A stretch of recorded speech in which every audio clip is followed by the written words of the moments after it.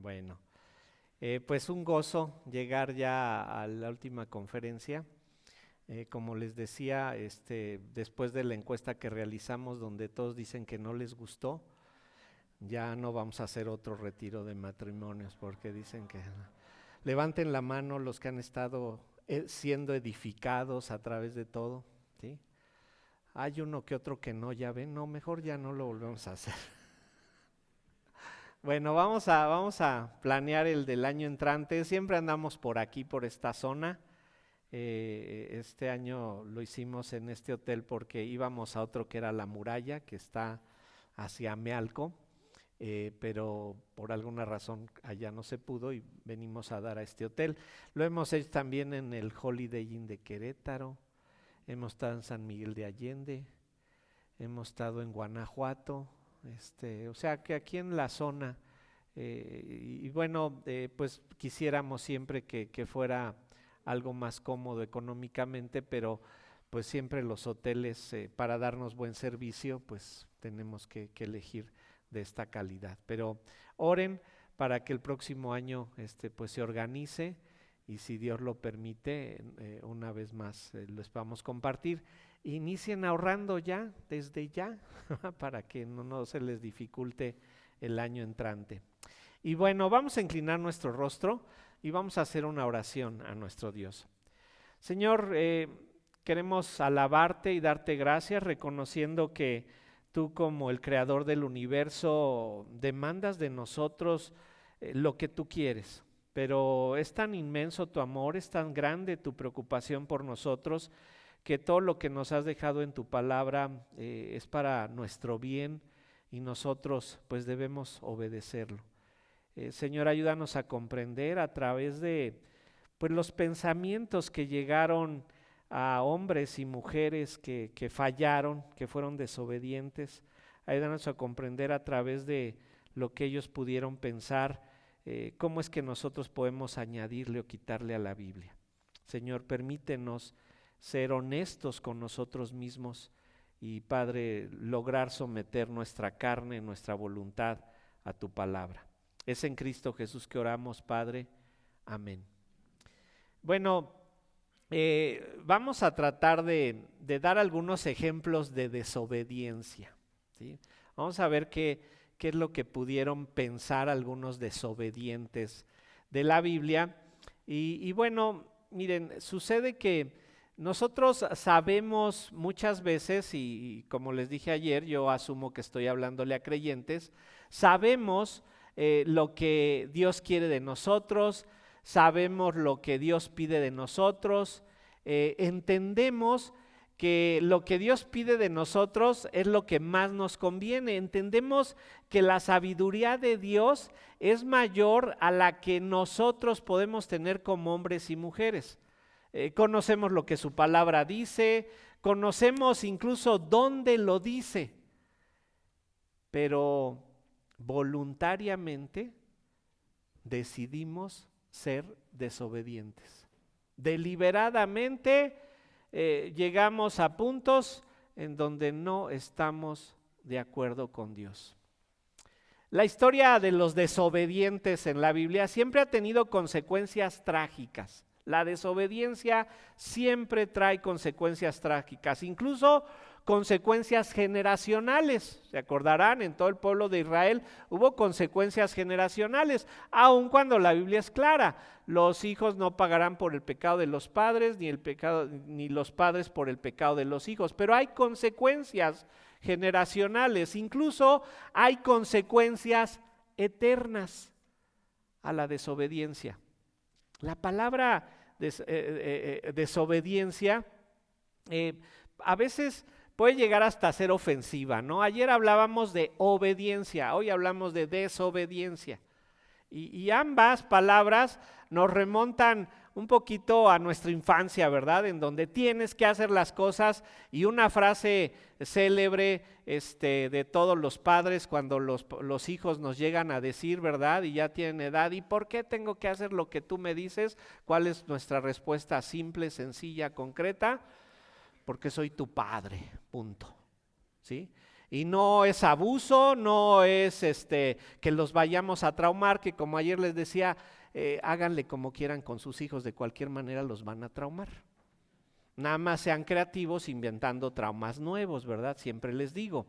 Pero miren, la simple palabra obediencia, desobediencia, nos lleva a saber que tenemos que obedecer, querramos o no. Eso es lo que dice nuestro Padre Dios, y así como nosotros le decimos a nuestros hijos, tienes que obedecer, ¿por qué? Porque soy tu padre, así nos dice el Señor de manera sencilla, tienes que hacer lo que yo te mando. Pensamos a veces, ¿verdad?, que esto solo es para los menores de edad, pero delante de Dios nosotros somos unos críos, somos unos pequeñitos. No tenemos la sabiduría y la madurez del Padre Eterno. Y miren, si por casualidad sucede que ustedes son como yo, la rebeldía la tenemos a flor de piel. Somos rebeldes. Y bueno, la rebeldía se manifiesta cuando los deseos de la carne comienzan su lucha contra el espíritu, y si no nos protegemos podemos llegar a un grado de rebeldía tal en la que lleguemos a dejar tener control sobre nosotros mismos. Y la rebeldía tiene consecuencias desastrosas. Si usamos terminología actual, depresión, angustia, ansiedad, ¿verdad?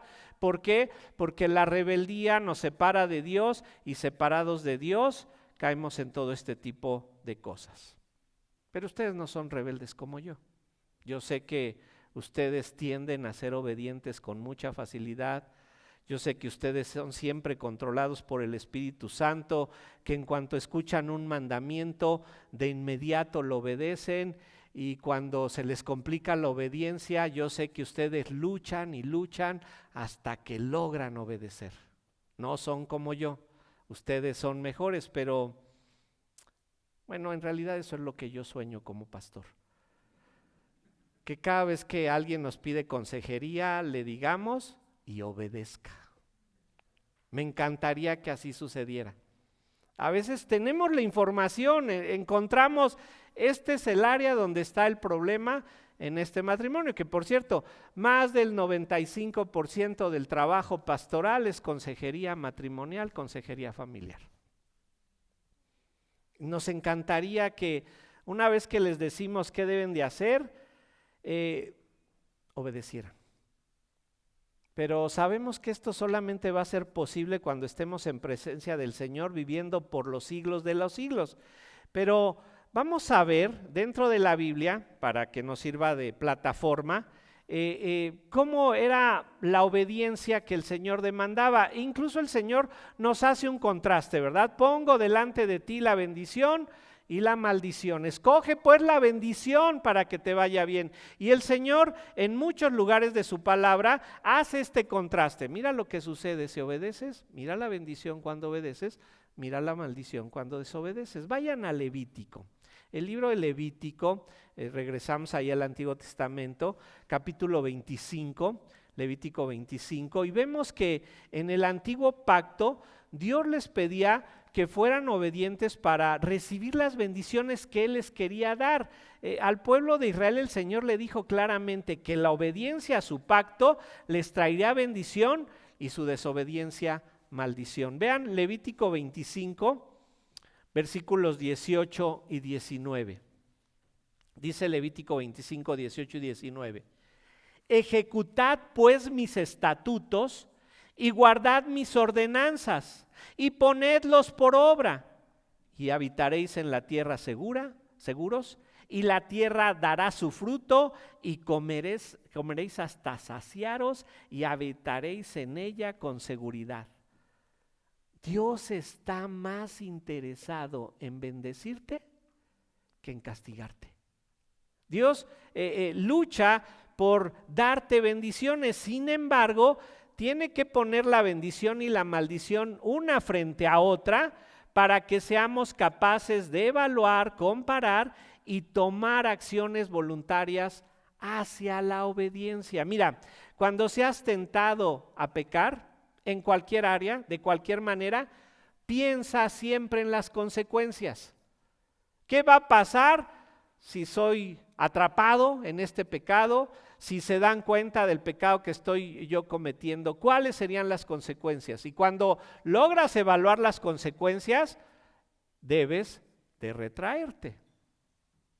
Vean ahí mismo en Levítico 26, ya vimos que la obediencia sería bendición, pero ahora veamos cómo es que la desobediencia sería maldición. Levítico 26 del 14 al 16 es esto, es contrastar. Esta es la bendición, esta es la maldición. Levítico 26, 14 y hasta el 16 dice: pero si no me oyereis, ni hiciereis todos estos mis mandamientos, y si desdeñares mis decretos, y vuestra alma menospreciare mis estatutos, no ejecutando todos mis mandamientos e invalidando mi pacto, yo también haré con vosotros estos.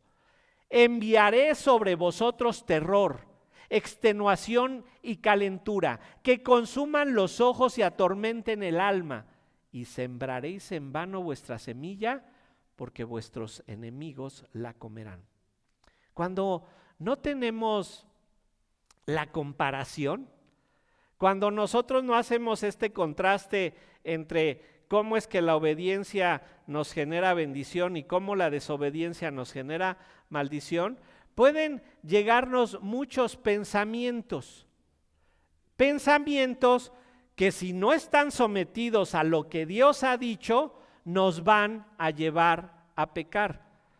Cuando nos llegan esos pensamientos y no los filtramos por la Biblia, en lugar de ir a la obediencia dentro del matrimonio, pues vamos hacia la desobediencia. Vamos a ver 7 pensamientos. Solo elegí 7, hay muchos más, y con estos 7 que les voy a dar, a ustedes se les va a ocurrir en dónde ir a buscar más en la Biblia.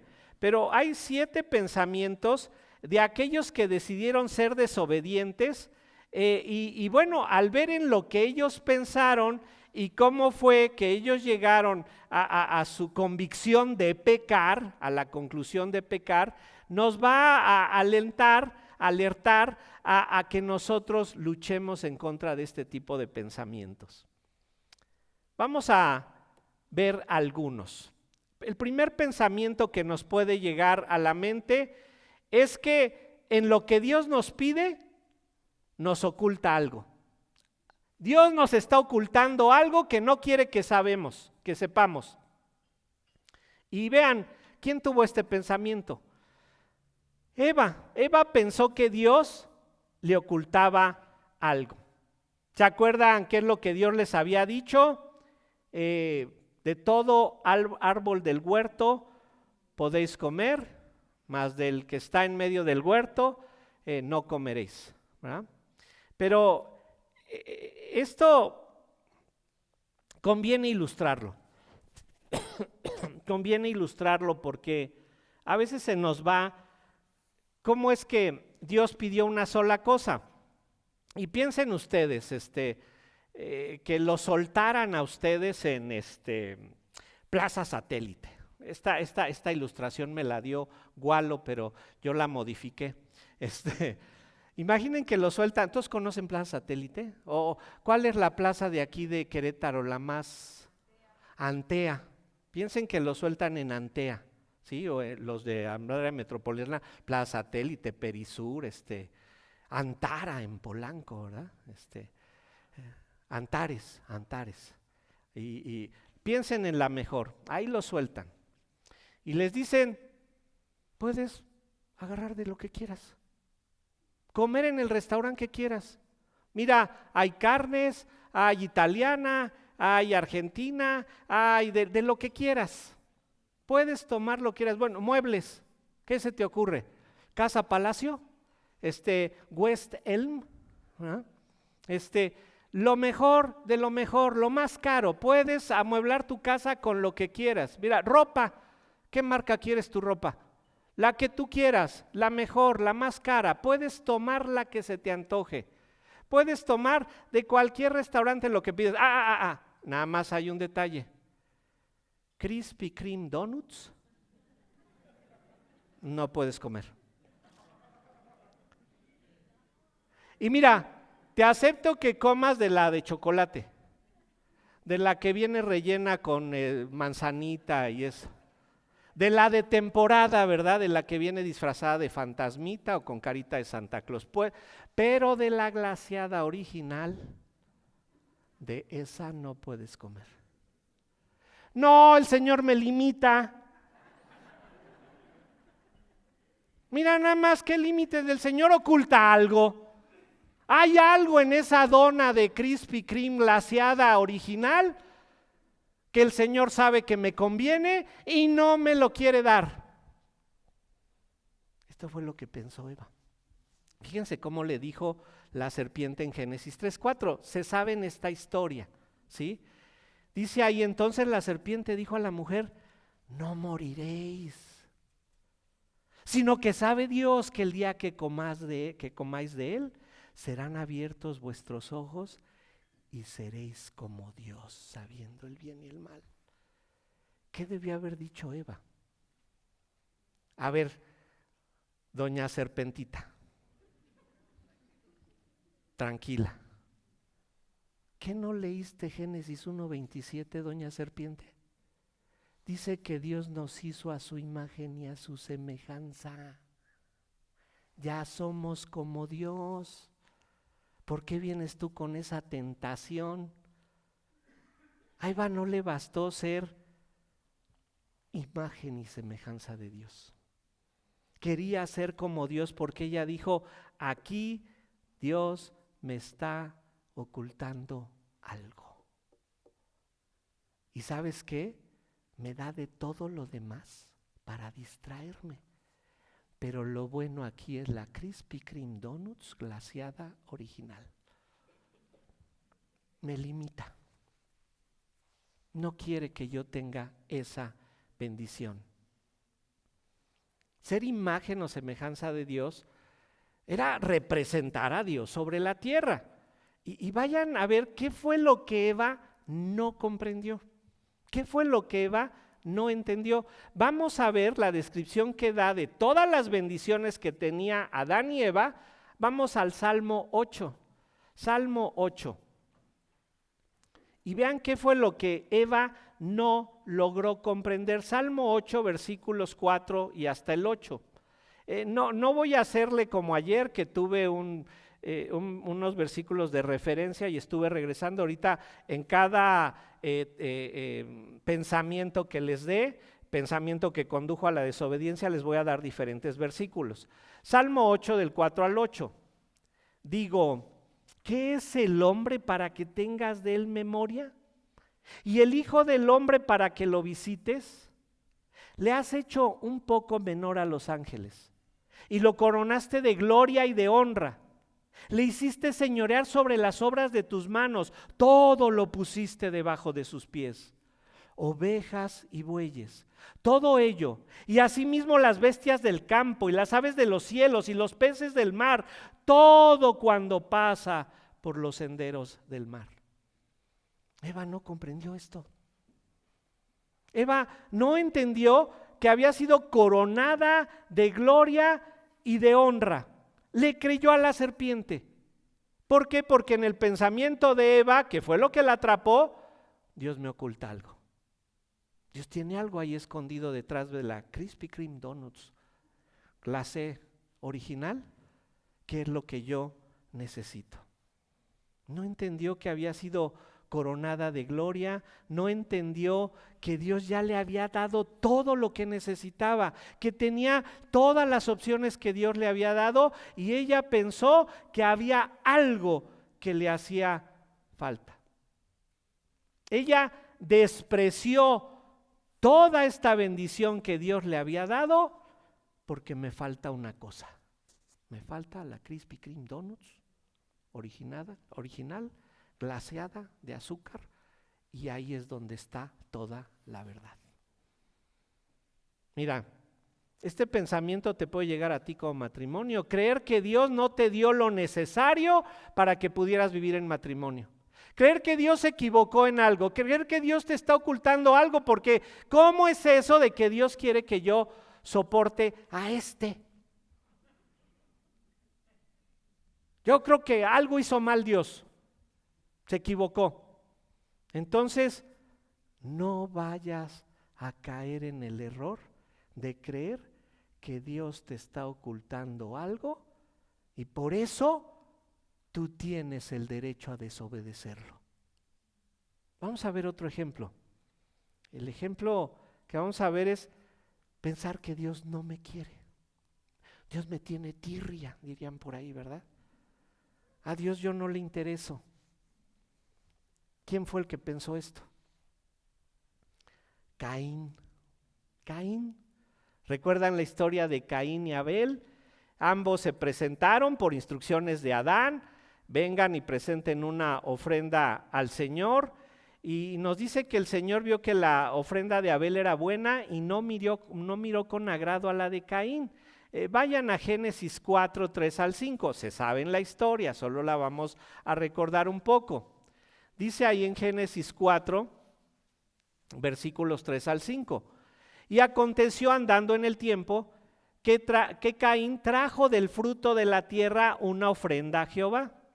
Y Abel trajo también de los primogénitos de sus ovejas, de lo más gordo de ellas. Y miró Jehová con agrado a Abel y a su ofrenda, pero no miró con agrado a Caín y la ofrenda suya.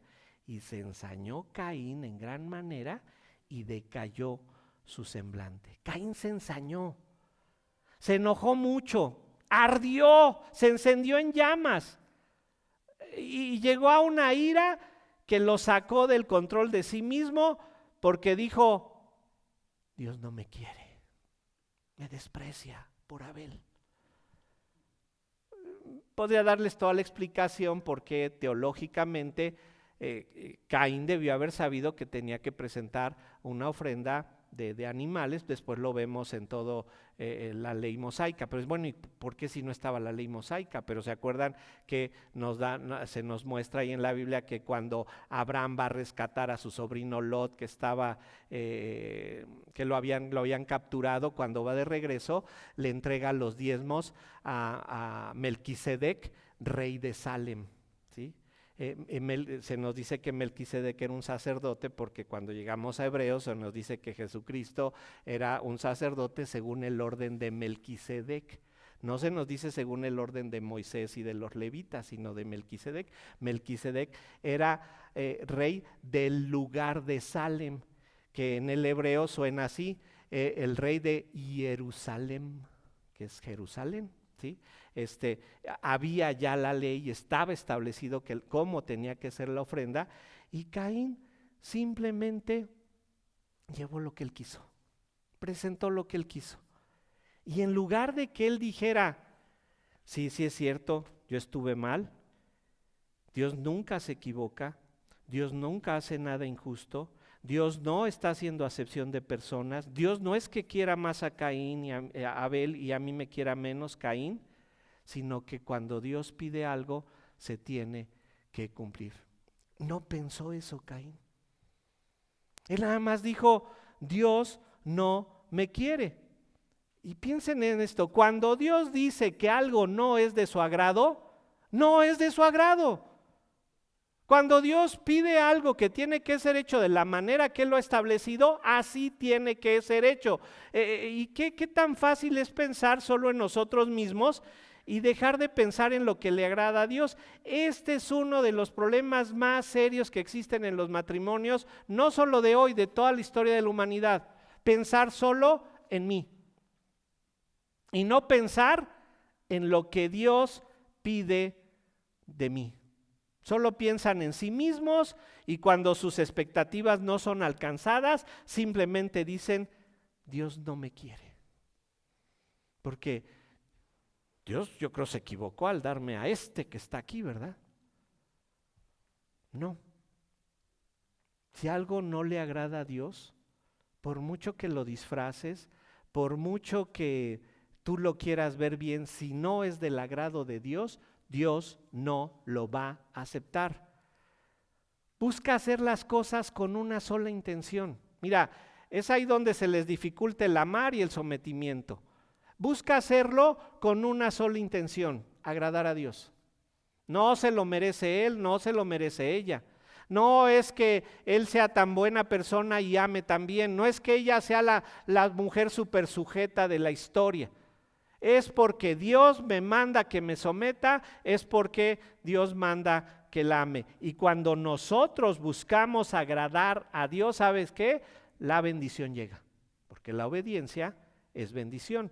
Y Dios no te oculta nada. Dios sí te quiere. Por eso te creó, fuiste hecho a mano. ¿Se acuerdan? Que el Señor tomó del polvo de la tierra, hizo barro y formó al hombre. Todo lo demás, ¿cómo lo hizo? Con el poder de su palabra, pero a nosotros nos hizo a mano. Nos quiere mucho. Otro pensamiento. Pensar que Dios no comprende mis emociones. Pensar que a Dios no le interesa lo que yo siento. ¿Que no ve Dios lo que estoy pasando?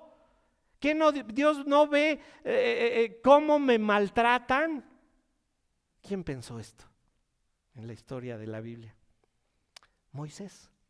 Moisés pensó eso.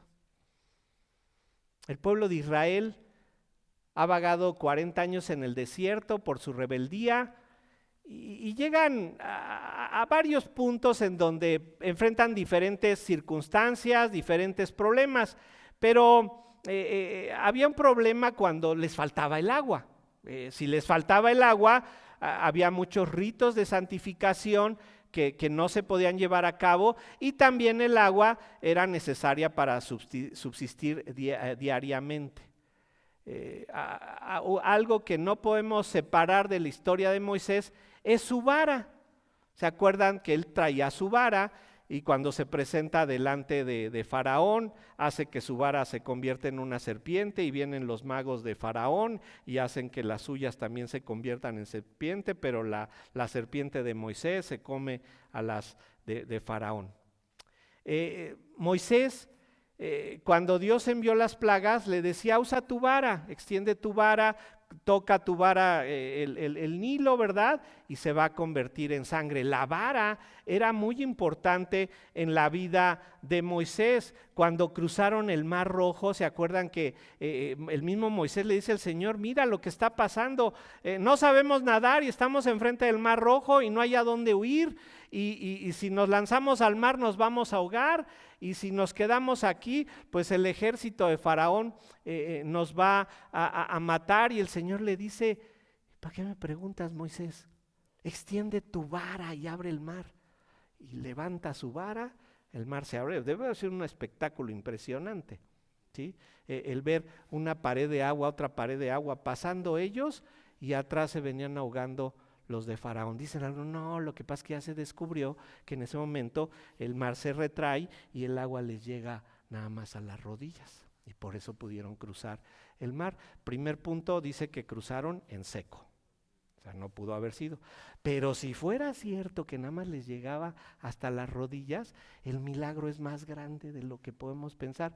Porque imagínate a todos los carruajes de Faraón, carros, caballos, ahogándose en 40 centímetros de agua. O sea, el milagro, si fue así, el milagro estuvo más espectacular que nada. Pero la asociación de Moisés con su vara era muy interesante. Y en una primera ocasión que no hubo agua en el monte de Horeb, vayan a Éxodo 17, versículo 5.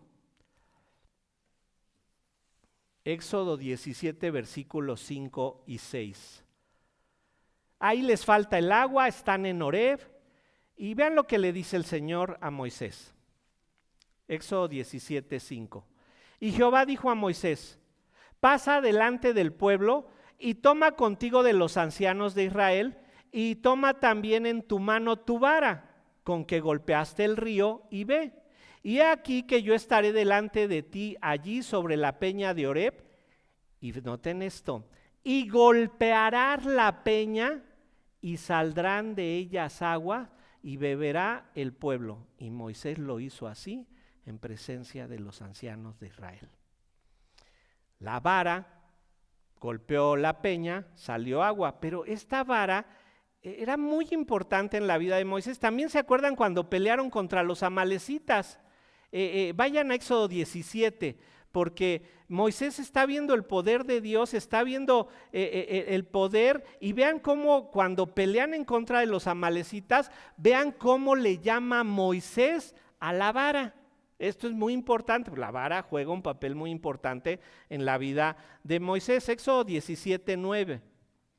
Entonces vino Amalec y peleó contra Israel en Refidim. Y dijo Moisés a Josué: escogeos varones y sal a pelear contra Amalec. Mañana yo estaré sobre la cumbre del collado y la vara de Dios en mi mano. Vean cómo le llamó a la vara de Dios en mi mano. El reconocimiento era que esa vara tenía el poder de Dios. Pero ya cuando están por salir del exilio en el desierto, vayan a Números 20.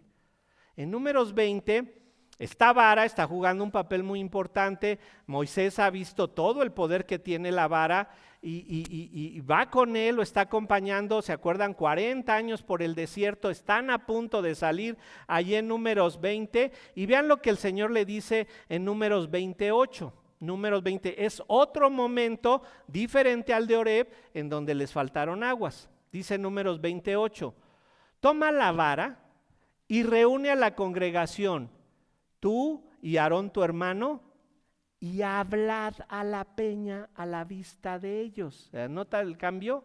En el primer momento le dijo, golpearás la peña. Y aquí le dice, habla a la peña en vista de ellos, y ella te dará su agua, y le sacarás agua de la peña, y darás de beber a la congregación y a sus bestias. La instrucción era, habla a la peña. En la primera instrucción en el Horeb fue, golpéala, pégale con tu vara a la peña, pero aquí le dice, solamente háblala, no la golpees, y mucho menos la vayas a golpear 2 veces. Pero está todo el pueblo. Y el pueblo les dices, para esto nos trajiste aquí. Nos hubiéramos quedado, ya van 40 años en el desierto, 40 años que salieron de estar en el cautiverio en Egipto. Para eso nos sacaste aquí. No, Moisés, y se acuerdan, hubo otra rebelión ahí de Coré, en donde se abrió la tierra y los tragó porque le reclamaban y le reclamaban. Llega un momento en que Moisés dice, no sé qué hacer, y su suegro Yetro le dice, créate jefes de centenas para que te ayuden a controlar esto. Acto seguido, cuando acabemos en Números, selecciona jueces. Pero 40 años con este pueblo necio, no aceptan la consejería, no aceptan el juicio, no son obedientes, y todavía les tengo que dar agua. Vean ahí en Números 20:11. Entonces alzó Moisés su mano y golpeó la peña con su vara 2 veces. Moisés, te dijeron que le hablaras a la peña, no te dijeron que le pegaras. Y salieron muchas aguas y bebió la congregación y sus bestias. Moisés estaba acostumbrado al poder de la vara. Moisés sabía que la vara hacía su trabajo, que era la vara de Dios. Pero aquí el Señor le dijo, solo le vas a hablar. ¿Pero qué tiene Moisés? Ya está hasta aquí del pueblo.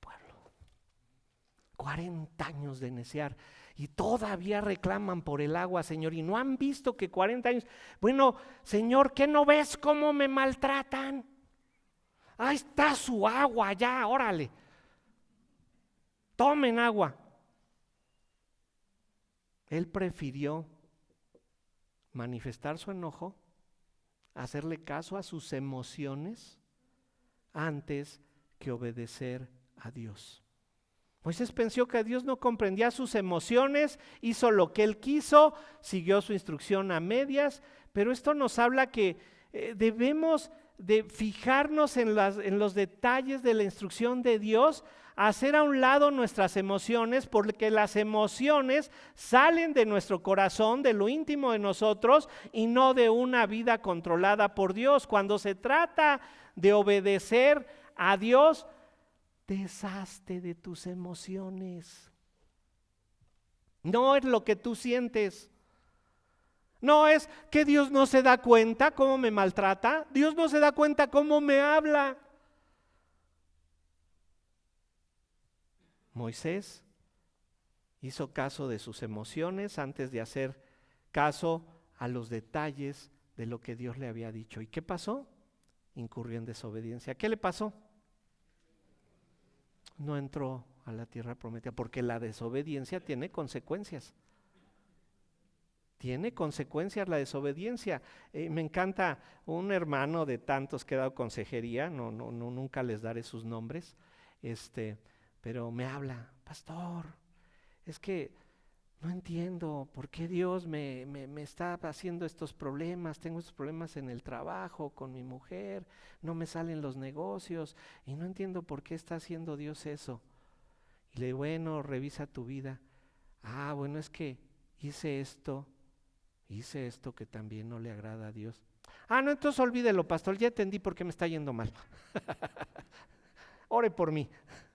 A veces hay que darnos cuenta cómo es que Dios está dando los detalles, y me encanta. Ustedes conocen de memoria, se saben, Efesios 5, en donde se nos habla del deber, ¿verdad? De las esposas y los esposos, y ahí en Efesios 5:22 dice: las casadas estén sujetas a sus propios maridos como al Señor, porque el marido es cabeza de la mujer, así como Cristo es cabeza de la iglesia, la cual es su cuerpo, y Él es su Salvador. Así que como la iglesia está sujeta a Cristo, así también las casadas lo estén a sus maridos en todo. ¿Por qué le puso en todo? ¿No será que le tachamos? Sabía que iban a pensar, y ojo, donde nos agarren las feministas, donde haya pasado nos van a cerrar ahorita la carretera de Querétaro hasta que salga yo. Que esto va en contra del pensamiento feminista. ¿Cómo que nos van a devaluar? Vamos a hablar más de la sujeción en un momento. Pero fíjense cómo el Señor le dice, porque el marido es cabeza de la mujer, así como Cristo es cabeza de la iglesia. ¿Cuál es el ejemplo de la sujeción? La iglesia. ¿Por qué van a la iglesia? ¿Quién los obliga?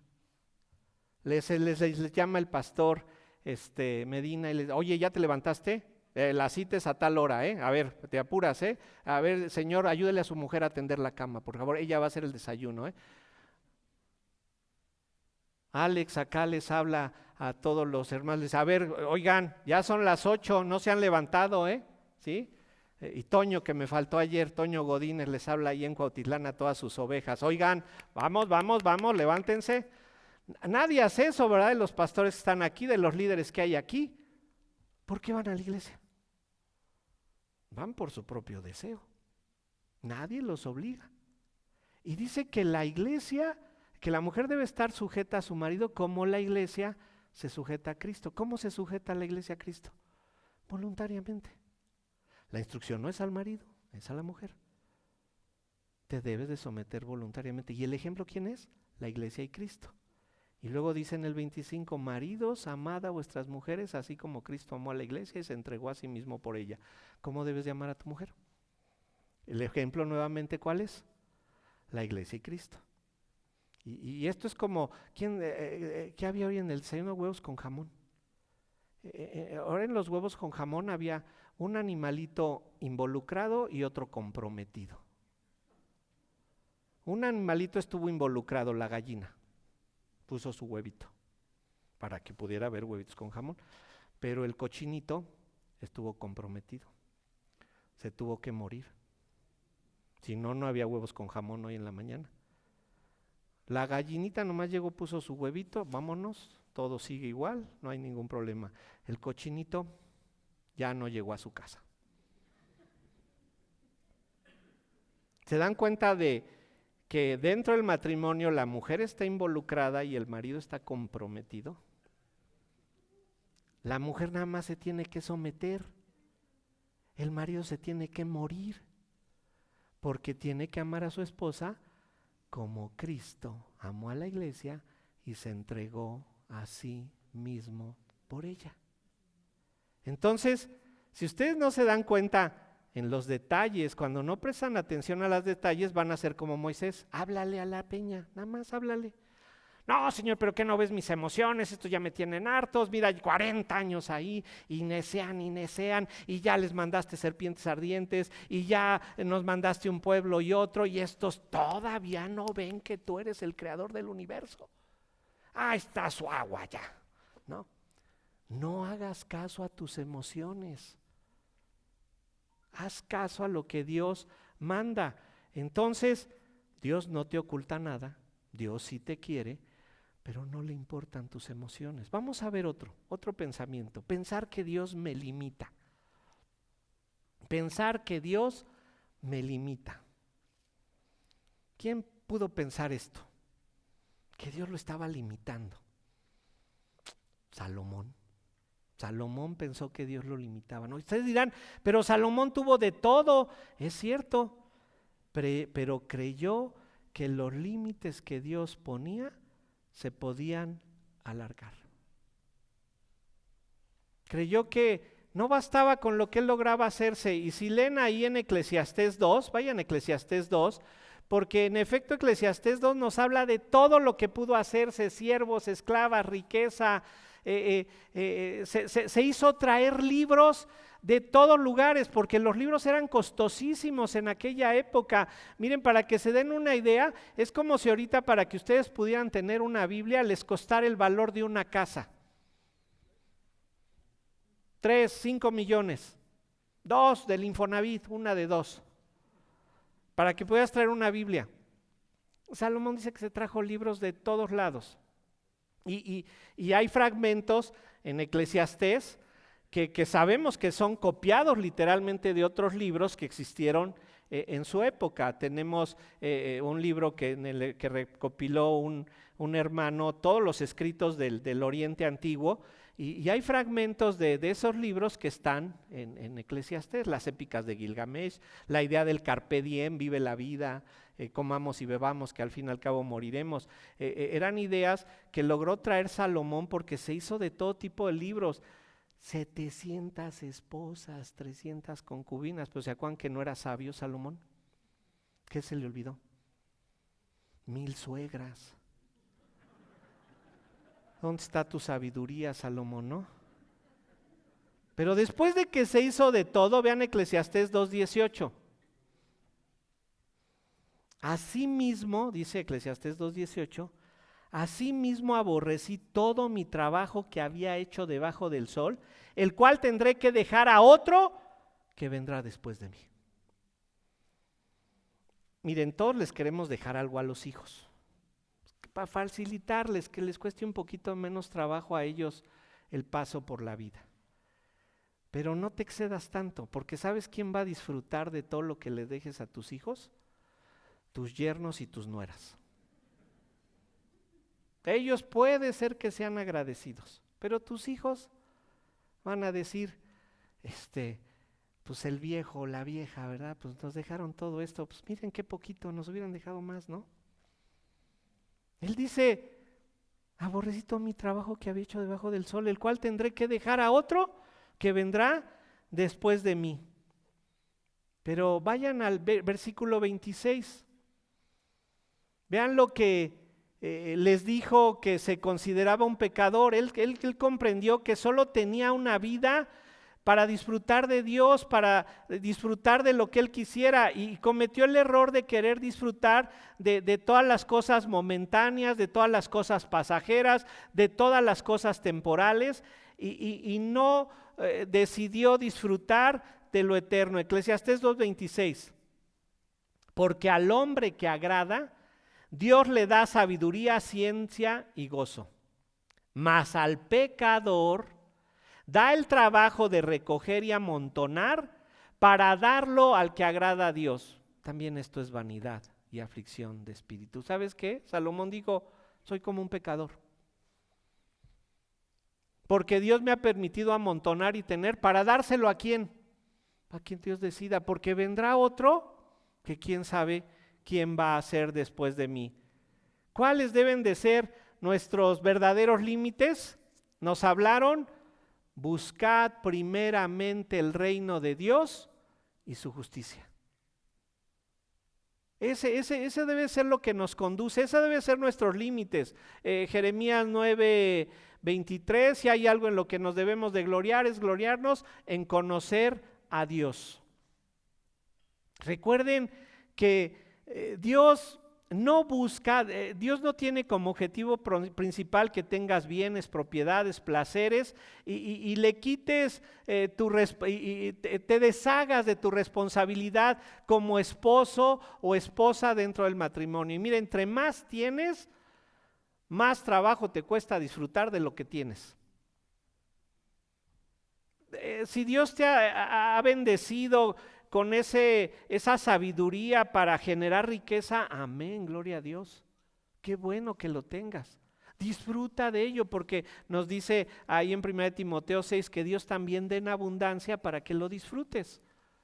No es pecado tener, pero cuando tú te concentras más en tener que en buscar a Dios, ya vas por mal camino. Y viene también para las esposas. Mira, ay, es que mi marido, pues no, nunca me ha sacado de esta casa y todo. Bueno, te salió tonto para el negocio. Ya, acéptalo así. O sea, Dios te lo dio.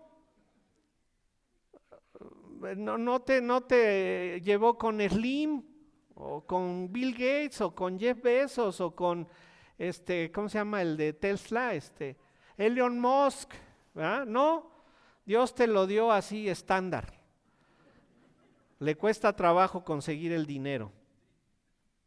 Miren, Dios no nos limita nunca. Dios nos da prioridades. Y debemos atender nuestras prioridades. ¿Y cuáles son nuestras prioridades delante de Dios?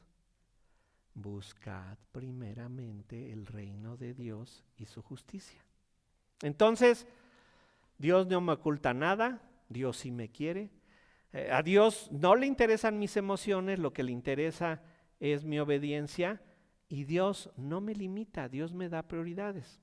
Ahora, hay otro pensamiento que le llegó a algunos: pensar que Dios necesita ayuda. Pensar que Dios necesita ayuda en este problema tan serio y tan grave que yo estoy enfrentando, y yo le tengo que ayudar a Dios. Porque dice el dicho: a Dios pidiendo y con el mazo dando. ¿Primera de quién? ¿De César? No, yo digo lo que dicen. ¿Quién pensó esto? ¿Quién pensó que se le tenía que ayudar a Dios? No, hermanos, profundicen en la Biblia. El rey Acaz. La historia de Acaz está en 2 de Crónicas capítulo 28. Vayan acercándose ahí, 2 de Crónicas 28.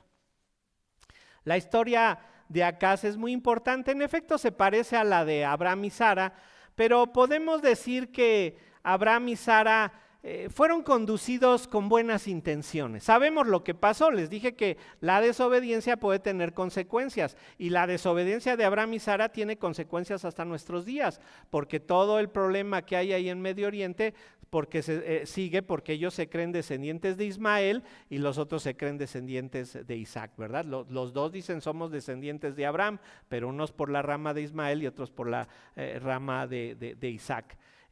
Fueron desobedientes al no acabar con todos los que había en la tierra prometida y dejaron a los filisteos. ¿Y saben dónde habitan los filisteos actualmente? En la franja de Gaza.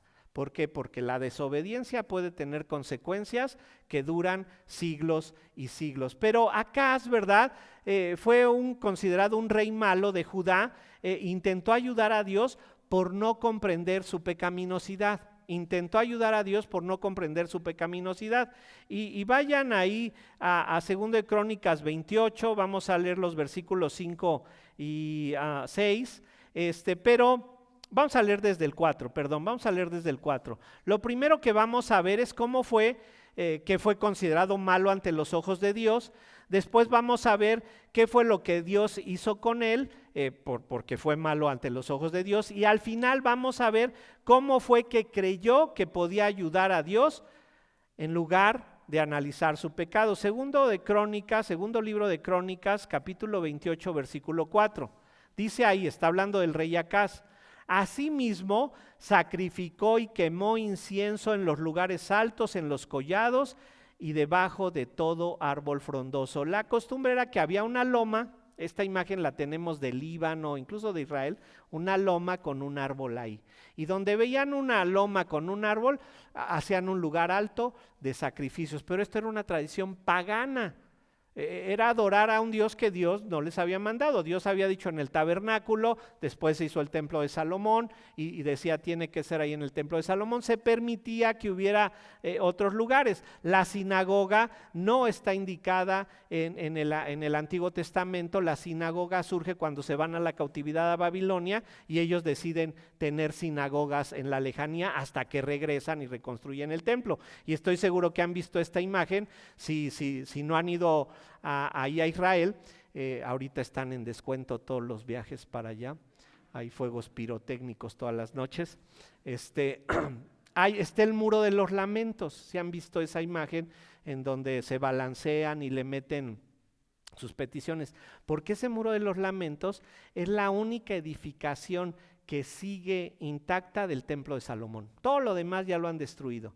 Y dicen, el día que vayan ahí a Jerusalén, si no han ido, si quieren yo voy, ustedes me dejan dicho, yo les traigo fotos, que te dicen por aquí caminó Cristo, y nos decía un arqueólogo, más o menos calcúlale mínimo unos 7 metros abajo, porque ha habido tantas destrucciones y tanta acumulación de desechos que pues ya por ahí no se sabe si por ahí pues pudo haber estado la ruta por donde caminó. Pero bueno, Acaz hizo lugares altos para sacrificar a ídolos, no le dio la honra a Dios, no le dio la gloria a Dios, no le dio ningún tipo de honor. Y vean lo que hizo Dios como disciplina a su idolatría. Ahí mismo, versículo 5.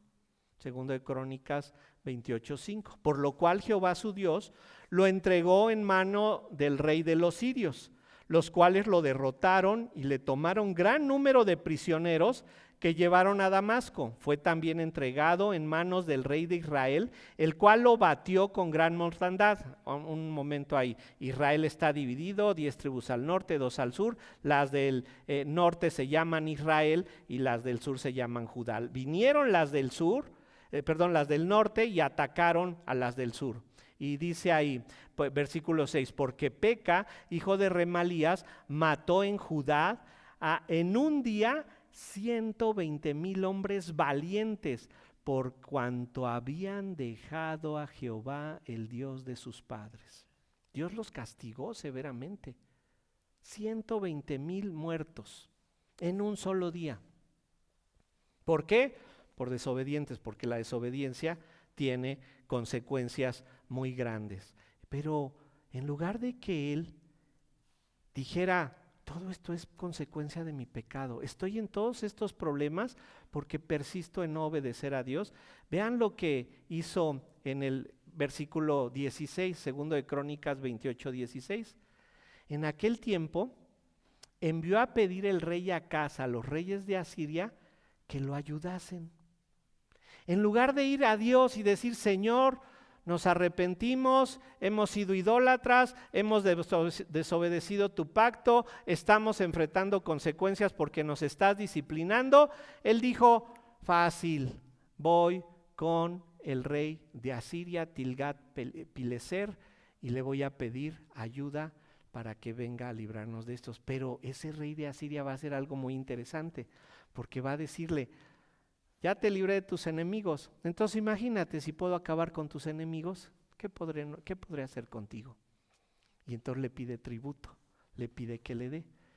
Y dice, bajen más ahí, segunda de Crónicas 28:22, dice, además el rey Acaz en el tiempo que aquel le apuraba, añadió mayor pecado contra Jehová, porque ofreció sacrificio a los dioses de Damasco que lo habían derrotado. Y dijo, pues que los dioses de los reyes de Siria le ayudan, yo también ofreceré sacrificios a ellos para que me ayuden. Bien que fueron estos su ruina y la de todo Israel. Vean lo que hizo. Los dioses de los sirios son más fuertes que mi Dios. Entonces voy a ir a pedirle ayuda a los dioses de los sirios, porque mi Dios no tiene tanta fuerza y tanto poder. ¿Quién era su Dios? Jehová, Yahweh Sabaoth, el nombre más poderoso que hay en el Antiguo Testamento. Jehová de los ejércitos, Jehová que controla los ejércitos. ¿Por qué le estaba pasando todo esto?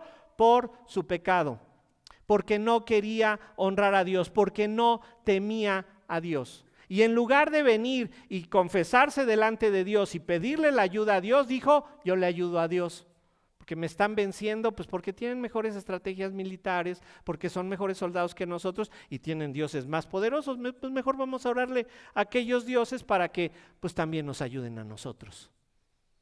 Asegúrate que dentro de tu matrimonio no haya pecado y lo quieras solucionar con más pecado. Asegúrate de pedir ayuda a Dios y no busques ayudarlos con cosas que Dios no aprobaría. ¿No será que necesitamos ir con el psicólogo? ¿Lo crees más poderoso que Dios? ¿Crees que tiene mayor sabiduría que Dios? ¿No será que lo que necesitamos es apartarnos por un poco de tiempo? Lo que Dios unió no lo separe el hombre. El matrimonio es unidad. El hombre dejará a su padre y a su madre, se unirá a su mujer y llegarán a una fusión tal que van a ser una sola carne. ¿Sabes qué es lo que te va a ayudar? Solo una cosa, que logre estar en tu mente.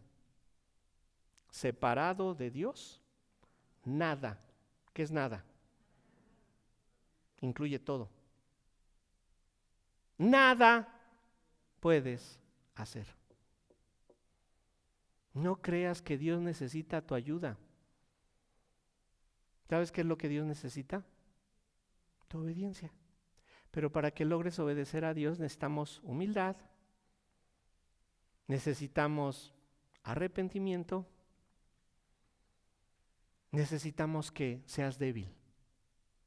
Decía Pablo, porque cuando soy débil, entonces soy fuerte. Si tú no te humillas ante Dios y dices, Señor, contra ti he pecado y he hecho lo malo delante de tus ojos, como lo dijo David, Salmo 50, cuando se arrepiente de su pecado con Betsabé. Si no haces eso, por eso estás con tantos problemas en tu matrimonio. Vamos a ver otro desobediente. Entonces Dios no te oculta nada, Dios sí te quiere, a Dios no le importan tus emociones, Dios no te limita, te pone prioridades, Dios no necesita tu ayuda, pero también a veces llega a nuestro pensamiento que Dios no debe hacer algo. Dios no debe hacer algo. ¿Quién pensó que Dios no debía hacer algo y él decidió irse para otro lado? Y el Señor le dijo, yo te regreso. No vas a viajar en delfín. ¿Se acuerdan de esos camiones que había en la Ciudad de México que se llamaban delfines? No, te vas en ballena. Te me regresas a donde yo te mandé. Jonás, ¿verdad? Él, ¿se acuerdan la historia? El Señor le dice, ve a predicar a Nínive. Y Jonás dice, no hombre, esos pecadores, no, yo me voy para otro lado, hombre, me van a matar cuando yo llegue y les diga que Dios va a ejecutar un juicio contra ellos. No, yo me voy para otro lado. Jonás prefirió otra cosa, creyó que Dios estaba equivocado al enviarlo a Nínive, se va a Tarsis, ¿verdad? Y el Señor le dice, no, te regresas. Y entonces, ya que lo mandó al pez, a las profundidades, interesante lo que va narrando ahí, y viene ay, ¿será que sí había un pez tan grande? La Biblia lo dice. ¿Qué pez era? Pues, ¿quién sabe? ¿Y se puede sobrevivir dentro de un pez? Pues, si Dios quiere, sí, pues es soberano, tiene todo el poder del universo, te puede hacer vivir como Él quiera. O sea, lo creemos. Entonces ¿usted cree que ahorita alguien se puede meter en un pez? Pues si Dios quiere, sí. Pero pues hasta ahorita Dios nada más nos ha dicho que es la historia de Jonás, nada más es la única historia en donde ese pez estuvo bajo el control soberano de Dios para que se hiciera lo que él quisiera. Dios lo saca del pez y Jonás 3, versículos 1 al 3. Jonás 3. Vino palabra de Jehová por segunda vez a Jonás diciendo, ya salió del pez, ya entendió que Dios es soberano y controla todo. Levántate y ve a Nínive, aquella gran ciudad, y proclama en ella el mensaje que yo te diré. Y se levantó Jonás y fue a Nínive conforme a la palabra de Jehová, y era Nínive ciudad grande en extremo de 3 días de camino. Ahora obedece después de sentir que moría en el fondo del mar, en el estómago del pez, y ahora decide obedecer. A veces decimos, no, que el Señor no perdone a este, que el Señor no perdone a esta. No, ya que los mande al infierno. Yo les digo cuando les doy la clase de evangelismo, y si ves que te están rechazando y te ofenden, diles, váyanse al infierno entonces, pues total. Yo aquí neceando que se vayan al cielo. Si quieren alguien, sáquense al infierno, pues total. Se tiene que llenar, ¿sí? Acuérdense que cuando comparten el evangelio y no responden al evangelio, ya contribuyeron a que se llene el infierno. Entonces procuren compartirlo bien para que cuando lleguen ellos al infierno digan, no, aquí está, guardamos en la nube toda la información y aquí está, te compartieron el evangelio. Mira, a las parejas de casados les sucede más o menos lo mismo. Se meten en más problemas, se hunden en más problemas y más problemas, por decir, Dios no debería de estar queriendo que yo perdone a mi marido o a mi mujer. Dios no debería de querer eso. Dios está mal en querer que yo lo perdone. A lo mejor les llega el pensamiento de Moisés, mis emociones no cuentan y lo que yo siento no cuenta. A veces uno de los cónyuges piensa que su pareja no va a cambiar. Yo creo que Dios, ni Dios lo cambia. Entonces ya lo que Dios quiere es separación definitiva. Y en lugar de esperar en que Dios lo cambie, mejor yo me voy a otro lado, mejor yo hago lo que considero más rápido y mejor. Es simple, Dios quiere que fomentes la unidad, no la división. Dios quiere que busques formas de comunicación cediendo, dando respuestas sabias. Una respuesta sabia solo puede provenir de la palabra de Dios. Y aquí en la comunicación le surge algo, ¿no? Que yo le llamo la lucha por la razón. No, pues que ella está mal, pastor, dígale que está mal. No, pastor, pero dígale que el que está mal es él, ¿no? Y no, yo tengo la razón y yo tengo la razón. Y les digo, bueno, a ver, ¿quién de los dos quiere tener la razón, no? Ya se empiezan así medio pues no, ¿verdad? Bueno, ¿Jesucristo tuvo la razón cuando estuvo en la tierra? ¿Sí? ¿Y qué pasó con él? ¿Quieres tener la razón?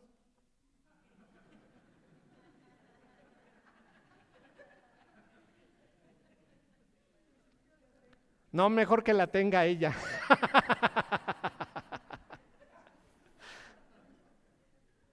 Debemos de ser prontos para escuchar y tardos para airarnos. No creas que por tener la razón te tienes que imponer. Mira, si ella no quiere que tú tengas la razón, no la vas a tener. Por mucho que argumentes, por mucho que digas, si ella dice tú no tienes la razón, no la tienes, ya no le busques. Se trata de su percepción, no de la verdad. Y si en su percepción tú estás mal, estás mal.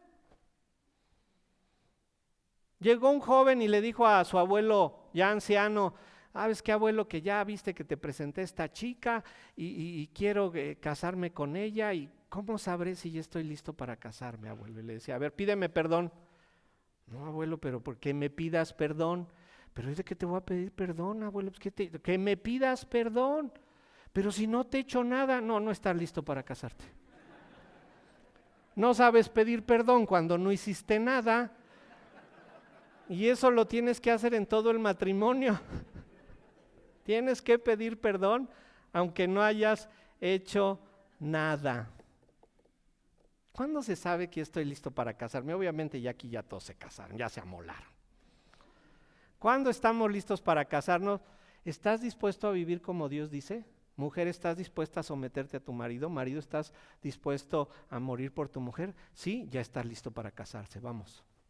Es que nos tenemos que conocer, el matrimonio debe ser largo, no entre más corto, el noviazgo debe ser largo, no entre más corto mejor. ¿Quién es el que más años tiene de casados aquí? Yo tengo 38, a ver, ¿quién me gana? ¿Cuántos? 49, ¿quién da más? ¿Allá? 50, 51. ¿Ya? ¿Hasta ahí 51? ¿Quién? ¿Allá? Ah, ya. Bravo.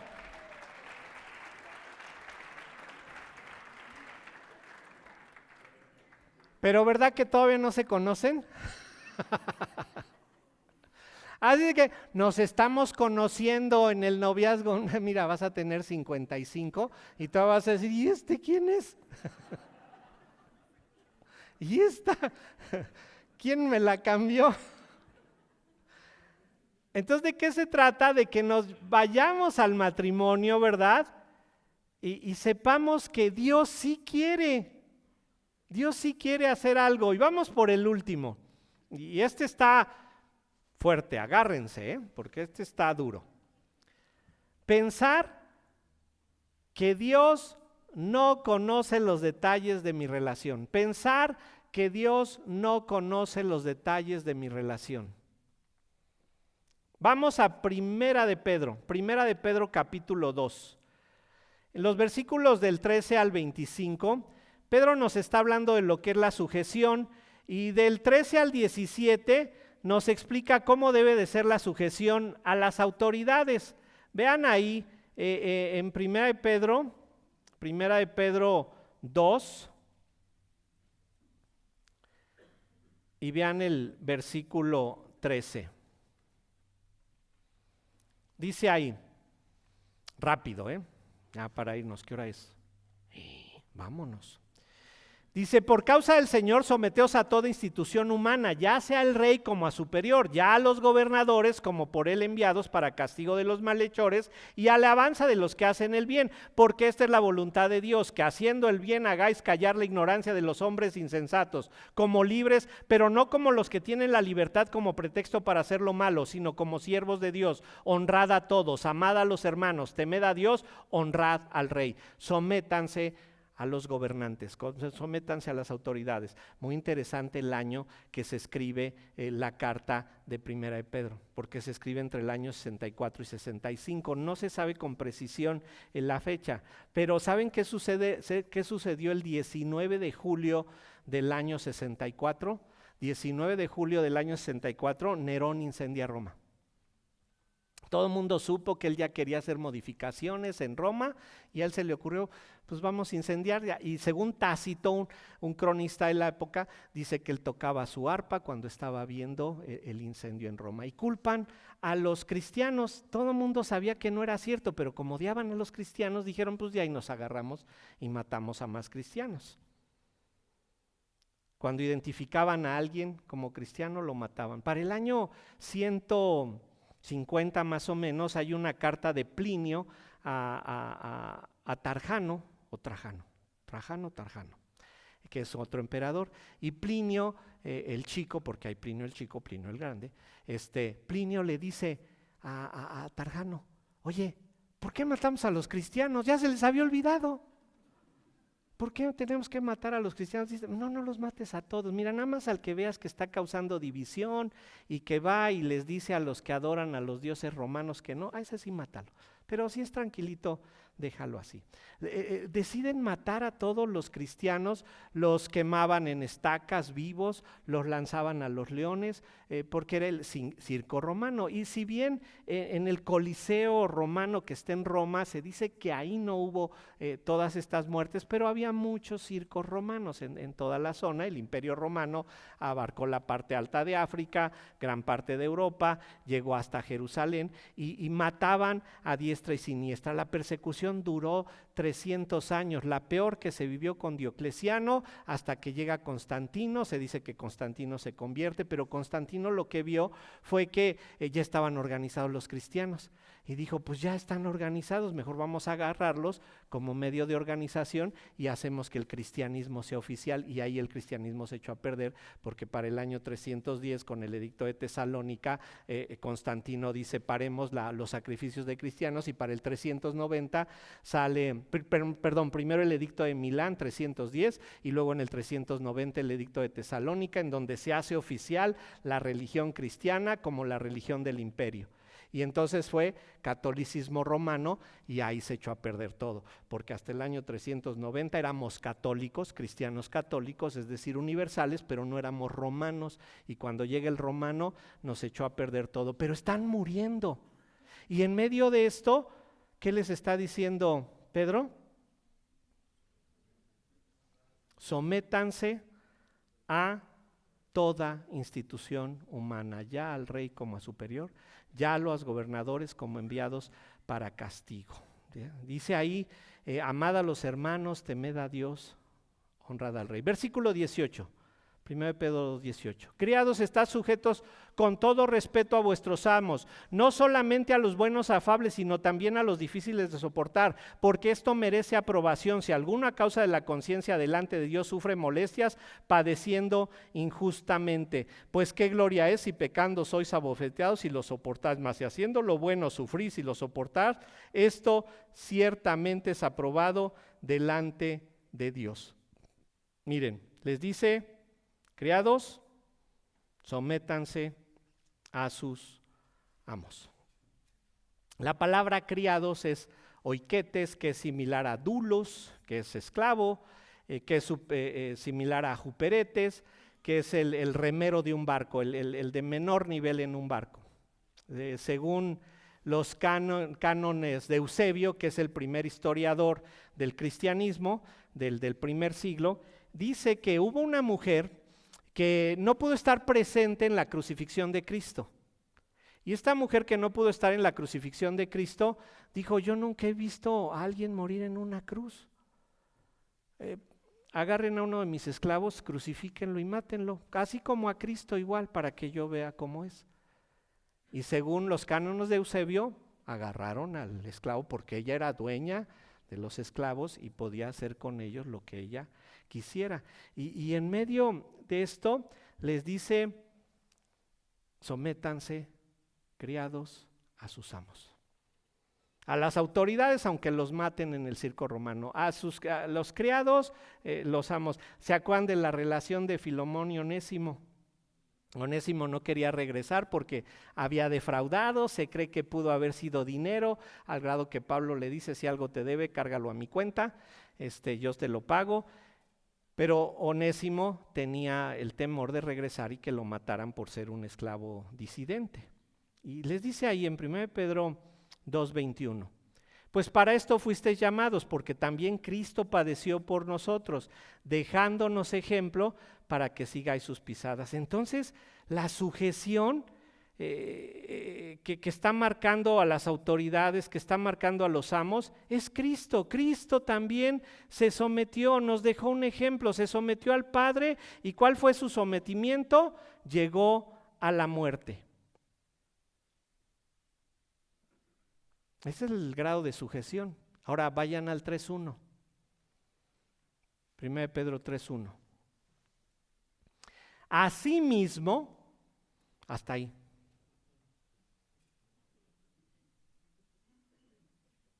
¿Qué quiere decir el asimismo? Del mismo modo que los anteriores, que los te sometes a los gobernadores, que los amos, que los esclavos a sus amos. Del mismo modo, vosotras mujeres estás sujetas a vuestros maridos, para que también los que no creen a la palabra sean ganados sin palabra por la conducta de sus esposas. ¿Hasta dónde me debo de sujetar a mi marido? Ahí búscale en la Biblia. 1 Pedro 2, del 13 en adelante. ¿Y cómo me debo de mantener yo callado? Bueno, regresen a 1 Pedro 2, 21. El ejemplo es Cristo. Dice en el 21, pues para esto fuisteis llamados, porque también Cristo padeció por nosotros, dejándonos ejemplo para que sigáis sus pisadas, el cual no hizo pecado, ni se halló engaño en su boca, quien cuando le maldecían no respondía con maldición, cuando padecían no amenazaba, sino encomendaba la causa al que juzga justamente, quien llevó él mismo nuestros pecados en su cuerpo sobre el madero, para que nosotros, estando muertos a los pecados, vivamos a la justicia, y por cuya herida fuiste sanados. ¿Cuál es el límite de la sujeción? Miren, yo le pido a Dios que no me pase por esta prueba. No quisiera yo escuchar en mi casa que llegue alguna de mis hijas y me diga, me golpeó mi marido. Y, Señor, líbrame de la tentación y del mal. Porque no voy a decir, sí, hija. 1 Pedro 2 dice que aguantes. Voy a tener que refrenarme. De hecho, con hermanas que sabemos que han sido golpeadas, digo, uy, cómo me dan ganas de agarrar ahorita a decirle a los hermanos más altos, más fornidos, vente, vamos a hacerle una visita al hermano. ¿Hasta dónde se tiene que soportar una mujer esto? Mire, el ejemplo es Cristo. En Efesios 5, el ejemplo de la sujeción es Cristo.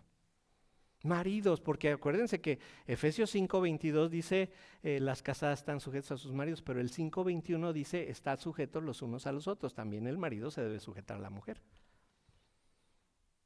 Debes de amar a Cristo de la manera que Cristo amó a la iglesia. Pero ¿cómo vas a lograr amar a Cristo? Perdón, a tu esposa, de la manera que Cristo amó a la iglesia, si no sabes todo lo que tuvo que padecer Cristo por la iglesia. Si no comprendes la extensión de todo el sacrificio, todo el plan de Dios para que la iglesia pudiera subsistir hasta hoy.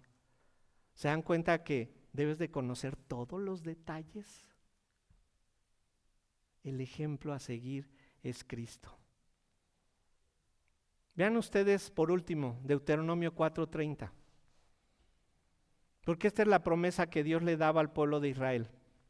Esta es la promesa que Dios también tiene para ustedes, para mí, para todos nosotros. Deuteronomio 4:30. Si resulta ser que por tu desobediencia has acarreado consecuencias, si resulta ser que por tu desobediencia estás viviendo ya problemas muy serios en tu matrimonio, vean lo que te dice el Señor en Deuteronomio 4:30.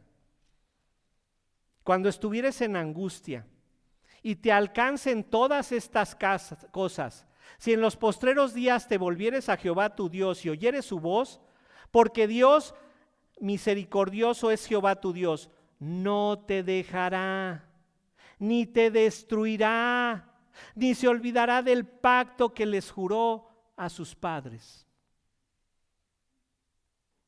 ¿Estás en problemas? Ven delante del Señor. Ven y pídele ayuda a Él. No necesitas ir a otro lado, solo necesitas venir a la Biblia, solamente necesitas venir a lo que Dios ya nos dejó en su palabra. Necesitas ser humilde, necesitas ser reverente, necesitas ser débil y decir, Señor, yo no puedo. Si tú no solucionas mi matrimonio, yo no lo puedo solucionar. Tú eres el que tiene que entrar y darme la solución a esto. Y Dios lo va a hacer, porque Dios te ama. Inclinemos nuestro rostro.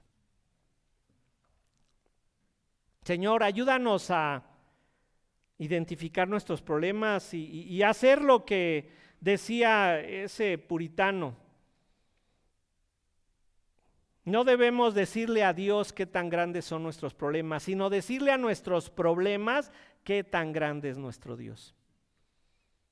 Ayúdanos, Señor, a ser humildes, débiles, y que seamos capaces, Señor, de darte a ti la honra, la gloria y el honor por los siglos de los siglos. Ayúdanos, Señor, porque sin tu ayuda no hemos de poder lograr nada. Es en Cristo Jesús que oramos, Padre. Amén.